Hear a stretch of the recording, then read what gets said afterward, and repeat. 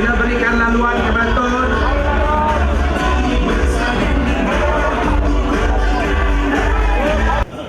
Kata pepatah Melayu, tak kenal maka tak cinta.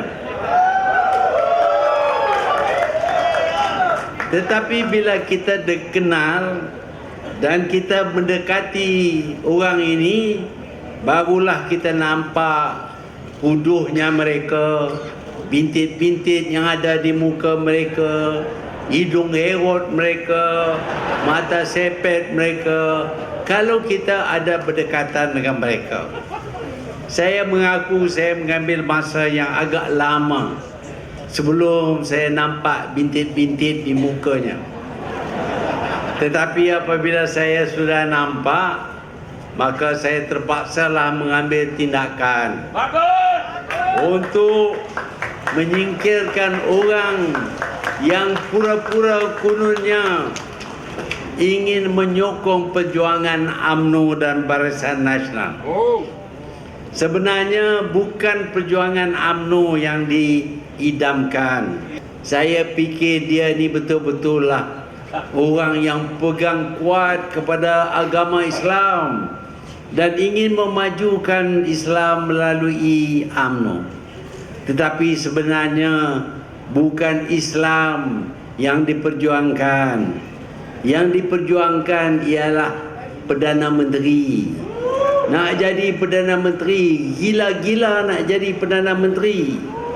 Orang lain bila disingkir daripada UMNO, mereka berdiam diri, tak buat apa-apa dah.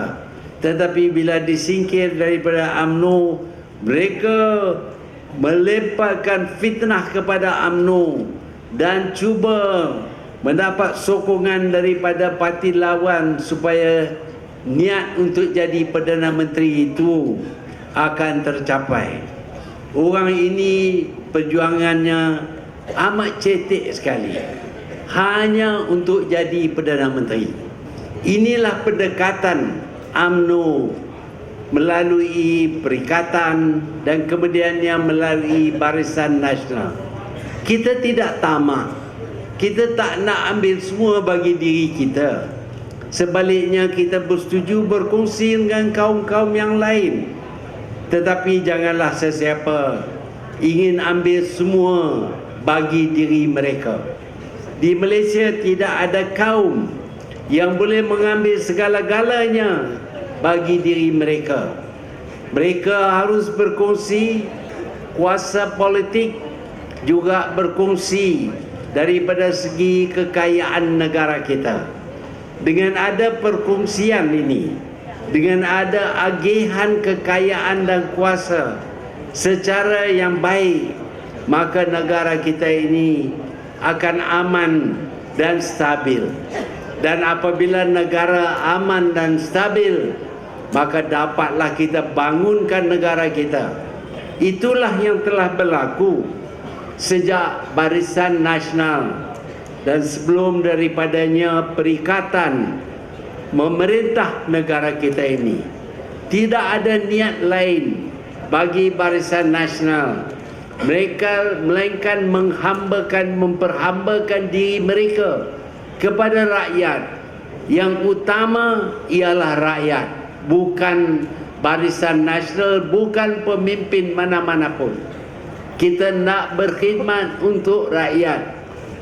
Sebab itu rakyat memberi sokongan selama 55 tahun, memberi sokongan kepada Perikatan dan Barisan Nasional.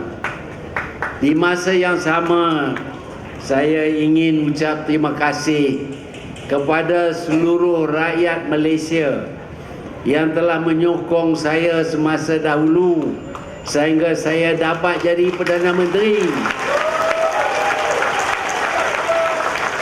Selama 22 tahun, tak banyak pemimpin-pemimpin negara membangun yang dapat memerintah selama 22 tahun, melainkan kalau mereka mendirikan pemerintahan kuku besi.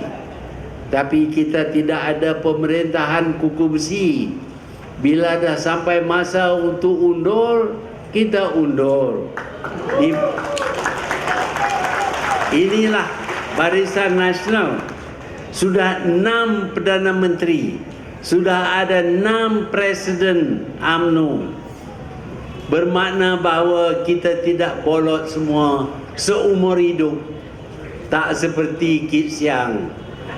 Kit Siang daripada tahun 1964, di waktu mana dia menjadi pemimpin, menjadi setiausaha politik kepada Dewan Nair, sehingga ke sekarang ini masih lagi memimpin DAP. Di masa yang sama, Kit Siang bercakap kepada semua orang untuk mengadakan perubahan. Yalah, yang patut ubah dia lah. Eloklah kalau dia berhenti. Itu barulah ada credibility. Bolehlah orang percaya kepada Kit Siang bahawa dia nak perubahan. Dan perubahan yang pertama ialah dirinya sendiri. Saya dah ubah dah. Saya dah berhenti dah bagi peluang kepada orang lain. Hari ini saya datang untuk mengucap terima kasih kepada rakyat kerana menyokong saya dulu. Ini kita orang Melayu bercakap berkenaan dengan balas budi. Seumur hidup kita balas budi. Apa nama pantun dia? Berbunyi, Pulau Pandan jauh ke tengah, Gunung Daik bercabang 3. Saya tengok Gunung Baik tu tak ada pun bercabang 3, tapi tak apalah. Hancur badan di kandung tanah, budi yang baik dikenang juga.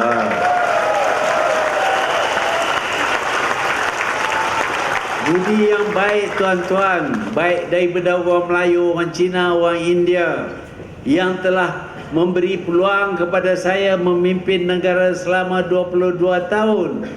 Saya kenang.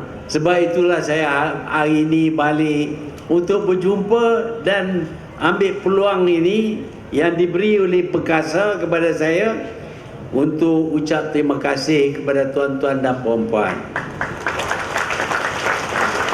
Di masa yang sama, kita masih perlu membangunkan negara kita. Pembangunan negara kita bergantung kepada keamanan dan kestabilan.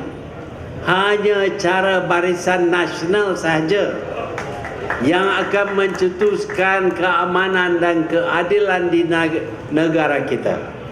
Sebabnya ialah seperti saya sebutkan tadi, Barisan Nasional percaya kepada perkongsian. Perkongsian antara parti-parti, 14 buah parti yang ada dalam Barisan Nasional. Kita berkongsi dengan mereka. Kita juga berkongsi dengan kaum-kaum dan suku-suku kaum yang ada dalam Barisan Nasional. Inilah pendekatan kita. Dan kerana pendekatan ini, kesanggupan berkongsi, maka negara kita dapat dimajukan.